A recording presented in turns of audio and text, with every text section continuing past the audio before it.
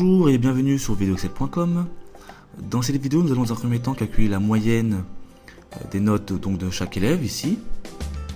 Puis dans un second temps, nous allons créer une formule pour que puissent apparaître les appréciations de manière automatique. C'est-à-dire concrètement que dès qu'il y a la moyenne qui sera remplie, et bien automatiquement on aura l'appréciation qui apparaîtra ici à l'aide du tableau ici de référence, d'appréciation et de moyenne. En fonction de la moyenne, on a donc une appréciation. Par exemple ici, si l'élève a une moyenne comprise entre 0 et 4, il aurait une appréciation pas au niveau. Entre 5 et 9, accentuez vos efforts, etc. Donc on va d'abord calculer la moyenne, donc je sélectionne l'ensemble de la plage qui va recevoir le résultat. Ensuite, comme toute formule qui se respecte, donc égale. Il y a une formule qui s'appelle moyenne, justement, ça tombe bien. Et on sélectionne donc l'ensemble des notes de Pierre, ici. Voilà. Je n'ai pas besoin de figer ma plage, puisque ma formule va être recopiée automatiquement donc, vers le bas. Donc ici, on est en présence de formule relative. Donc sur la parenthèse, et je valide par CTRL-Entrée. J'ai donc maintenant, d'un coup d'un seul, calculé les moyennes de chaque élève. Je peux vérifier ici par exemple pour Eric, double-clic, ou alors touche de fonction F2 pour être en mode édition. Et je vois bien ici le rectangle bleu qui prend en compte les notes d'Eric. Bien. Donc maintenant pour les appréciations, on va donc établir une formule, donc égale, en fonction donc du tableau qui se trouve ici. Donc égale recherche V. On va donc utiliser la fonction recherche V, qui veut dire recherche verticale. Donc à partir d'une valeur cherchée de manière verticale, eh bien Excel va renvoyer ou bien ce qui se trouve tout de suite à gauche, ou alors deux colonnes plus tard, etc. Donc ici ça va être la deuxième colonne. Donc qu'est-ce qu'on recherche? Eh bien on recherche la moyenne, ici. D'accord.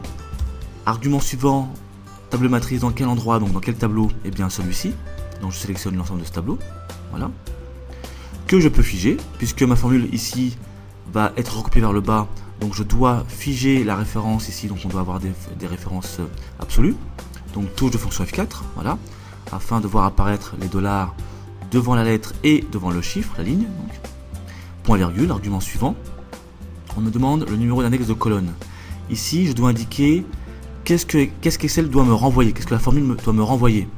Eh bien, la formule doit me renvoyer en fait l'appréciation. L'appréciation, elle se trouve dans la deuxième colonne de ce tableau. 1, 2, donc j'indique 2. Et finalement, dernier argument, eh bien ici on doit choisir entre une valeur, une correspondance exacte ou approximative.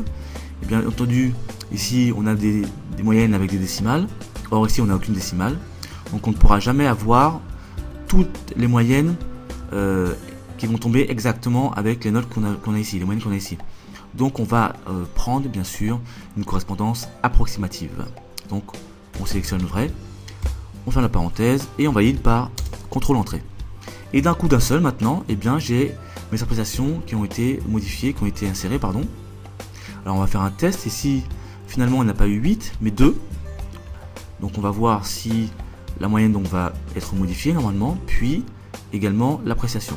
Donc ici pour l'instant on a 13,8 et un niveau moyen. Je valide. Alors malheureusement il était 10,6, donc c'est-à-dire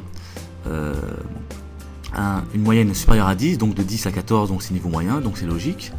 Alors ce qu'on va faire, c'est qu'on va ici encore abaisser la note, on va mettre 5, voilà. Et logiquement, voilà, ici on tombe à 8,6, c'est-à-dire qu'on est entre 5 et 9, et donc on a bien accentué vos efforts, accentué vos efforts. Donc tout va bien, la formule fonctionne correctement. Voilà, cette vidéo est maintenant terminée, merci de l'avoir suivie, à très bientôt sur videoexcel.com.